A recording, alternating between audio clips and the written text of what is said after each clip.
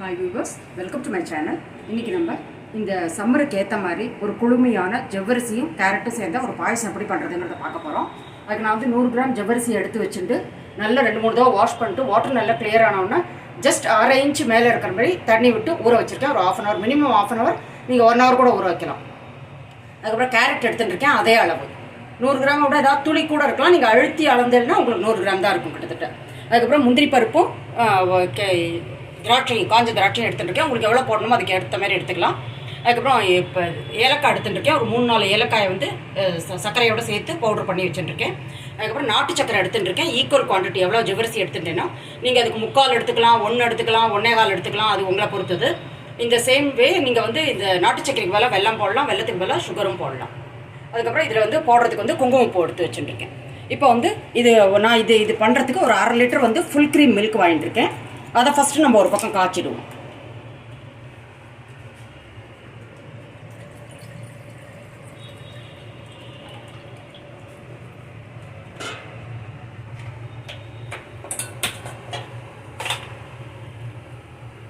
இப்போ கடாய் வச்சுட்டுருக்கேன். அதில் வந்து 2 ஸ்பூன் வந்து நெய் விட்டுருக்கேன்.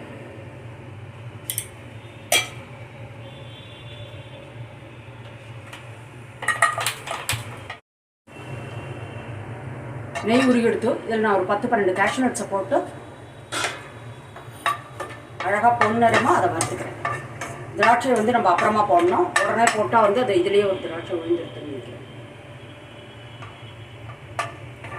உடனே போட்டால் அது வந்து ரொம்ப சீக்கிரம் பொரிஞ்சிடும். அப்புறம் இதோடு நம்ம வறுத்து முடிக்கிறப்போ அது கரிஞ்சு போயிடும். அதனால் வந்து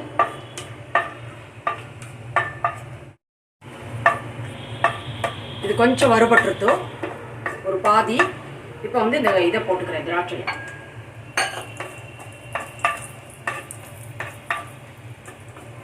ரொம்ப எப்பயுமே லோ ஃப்ளேமில் சிம்மில் வச்சு தான் இதெல்லாம் வதக்கணும். உடனே வந்து இது கரிஞ்சு போயிடும். அதனால்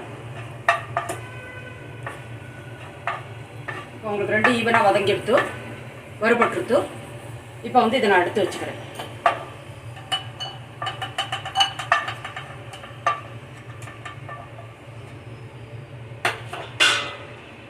இப்போ வந்து அதே இதில் வந்து கேரட்டை போட்டு ஒரு தடவை வதக்கிறேன். கேரட்டை போட்டு வதக்கிறதுனால அது அரோமா ஃப்ளேவர்லாம் ரொம்ப நல்லாயிருக்கும். இதை வந்து நீங்கள் நெய்யை விட்டு அதை வதக்கிறத அவாய்ட் பண்ணணும்னா நெய் யாருக்கு சேர்க்க வேண்டாமோ அவள் வந்து அதை டைரெக்டாகவும் அந்த பாலில் வேக விடலாம். அதுலேயும் வெந்துடும் ஈஸியாக. பச்சை வாசனையெல்லாம் போய் இதை போடுறதுனால நம்ம ஒரு 2 minutes வதக்கிறதுனால இதோட வாசனை வந்து ரொம்ப நல்லாயிருக்கும் பாயசத்தில். அதுக்காக பண்ணுறோம், அவ்வளோதான்.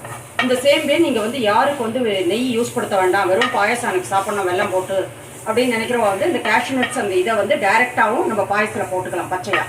அதுவும் டேஸ்ட் ரொம்ப நல்லாயிருக்கும். இது வந்து கொஞ்சம் ஆடட் ஃப்ளேவர் தான் நம்ம வறுத்து போடுறது. அதில் யாருக்கு அவாய்ட் பண்ணணுமோ அந்த மெத்தடையும் ஃபாலோ பண்ணலாம். டைரெக்டாக அதில் போட்டு சாப்பிட்லாம்.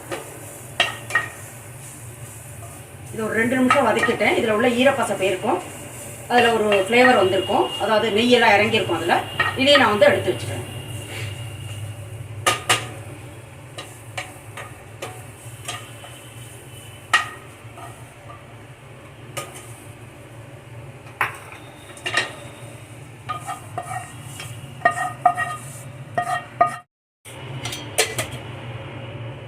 இப்போ வந்து பேருக்கு கொஞ்சோண்டு ஆயில் விட்டுருக்கேன், ட்ரையாக இருக்குங்கிறதுக்காக. இதை நீங்கள் நல்லா வடிச்சும் போட்டுக்கலாம். அந்த துளியோண்டு தண்ணி இருக்கிறதுனால ஒன்றும் ஆகாது. இதை கொஞ்சம் நம்ம வந்து நல்லா ஒரு 5 நிமிஷம் போல் இதை வறுத்துக்கலாம் சிம்மில் வச்சு.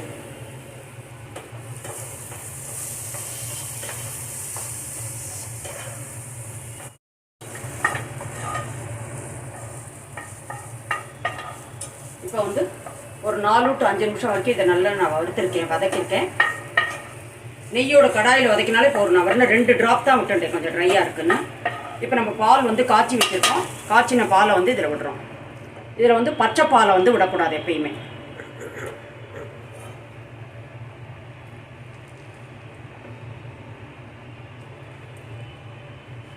இப்போ வந்து நம்ம முன்னாடி பார்த்தோம் ஜவ்வரிசி வந்து இது வந்து சாதாரணமாக இருக்கும். அப்போ வந்து ஒயிட்டாக தெரியும். இதுக்கப்புறம் வந்து இது வந்து வெந்த உடனே மேலே ஃப்ளோட் ஆகி வரும். அதுக்கப்புறம் வந்து டிரான்ஸ்பரண்ட்டாக ஆகிடும். அது அப்போ வந்து அது வெந்துருத்துன்னு அர்த்தம். இது வந்து ஒரு 5 to 7 minutes ஆகும். ஏன்னா நம்ம வந்து ஃபஸ்ட்டு ஊற வச்சுருக்கோம், அதுக்கப்புறம் அதை வதக்கியிருக்கோம். அதனால் வந்து சீக்கிரமாக வெந்துடும். கொஞ்சம் இது வேகட்டும், அதுக்கப்புறம் நம்ம வந்து கேரட் அதில் ஆட் பண்ணலாம்.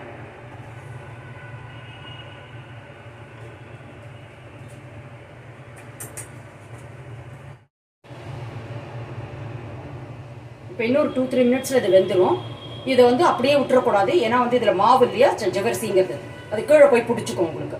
அப்புறம் வந்து அது பிடிச்சிட்டுதுன்னா தீஞ்சு போயிடுதுன்னா அந்த பாயசம் அப்படியே கட்டுப்படும். அதனால் வந்து இதை கலரிண்டே தான் இருக்கணும். அந்த சைடில் வந்து என்ன ஆடை கிட வருதோ அதை வந்து ஸ்க்ரேப் பண்ணிக்கணும். கெட்டியாக ஆடை வரும்.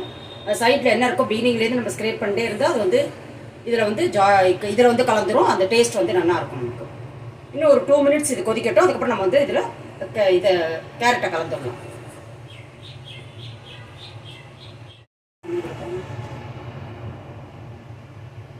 இதில் உங்களுக்கு பார்த்தாலே தெரியும் எங்கெங்கெல்லாம் உங்களுக்கு ஜவ்வரிசி எப்படி தெரியறதுன்னா மேலே ஃப்ளோட் ஆகி கொஞ்சம் பளபளன்னு தெரியும். இன்னும் ஒரு 2-3 நிமிஷம் வேகணும். இந்த ஸ்டேஜில் வந்து நான் கேரட்டை கலக்கிறேன்.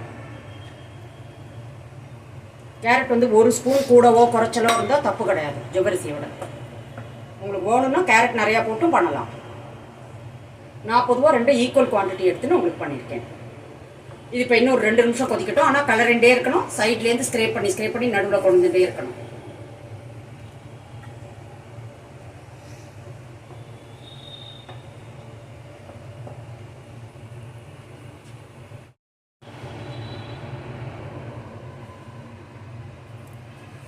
இப்போ உங்களுக்கு பார்த்தா தெரியும் ஜவ்வரிசி நல்லா டிரான்ஸ்பரண்ட்டாக இருக்குது. ரொம்ப சுடுறது.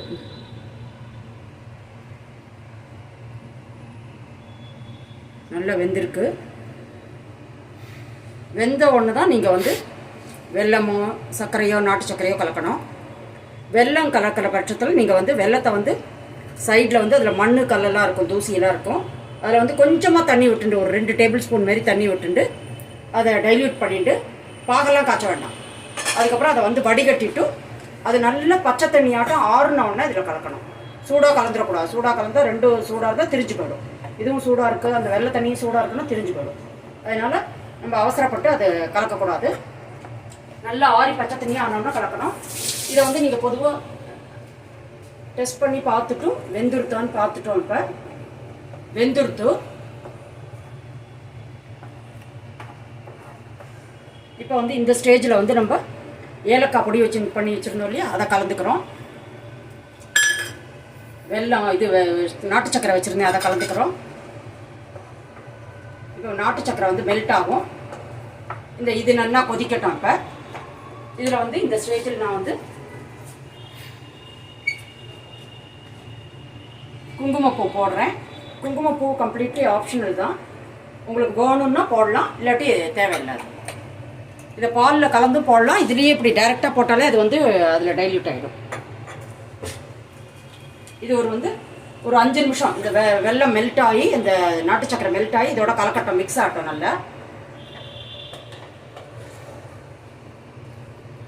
ஒரு நல்ல கலர் வரும் அதனால, அண்ட் அதோட ஃப்ளேவர் வரும் குங்குமம் போகணும்.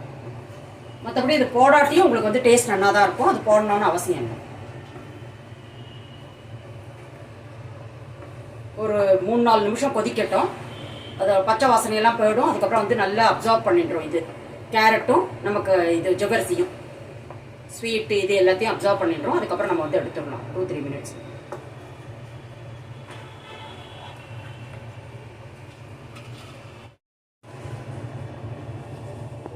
என்ன ட்ரை ஃப்ரூட்ஸ் வச்சுருந்தேன்னு அதை போட்டுருக்கேன்.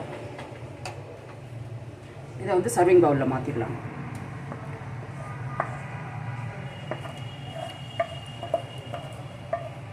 நார்மல் இதுலேயும் கடாயிலையும் பண்ணலாம். ஒரே ஒரு திங்க என்னென்னா அதில் நீங்கள் கட்டாயமாக வந்து கரண்டியால் செக் பண்ணிகிட்டே இருக்கணும். கொஞ்சம் கூட நம்ம விட்டுட்டோன்னா அடியில் பிடிச்சிரும். அந்த பாயசம் ஃபுல்லு வேஸ்ட் ஆகிடும். அதனால தான் நான்ஸ்டிக் யூஸ் படுத்துறது. மற்றபடி அதில் வராது அப்படிலாம் ஒன்றும் கிடையாது, அதுலேயும் வரும். இப்போ மேலாக இந்த ட்ரை ஃப்ரூட்ஸை போட்டுடுறேன்.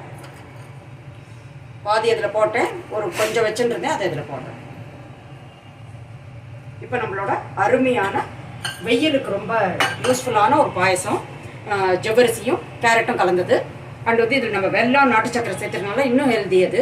அதனால் இது வந்து உங்களுக்கு வேணும்னா நீங்கள் ஃப்ரிட்ஜில் வச்சு நல்லா ஆறினோம்னா, கொஞ்சம் ஆறினோம்னா ஃப்ரிட்ஜில் வச்சும் நல்லா கோல்டாக குடிக்கலாம். இது வந்து உடம்புக்கு ரொம்ப நல்லது. அதனால் இந்த ரெசிபியை டைம் பண்ணி பாருங்க. அப்படி இந்த ரெசிபி உங்களுக்கு யூஸ்ஃபுல்லாக இருந்தால் என் சேனலை லைக் பண்ணி ஷேர் பண்ணி சப்ஸ்கிரைப் பண்ணுங்க. மீண்டும் ஒரு நல்ல ரெசிபியோடு நான் உங்களை மீட் பண்ணுறேன். Until that take care. Thank you.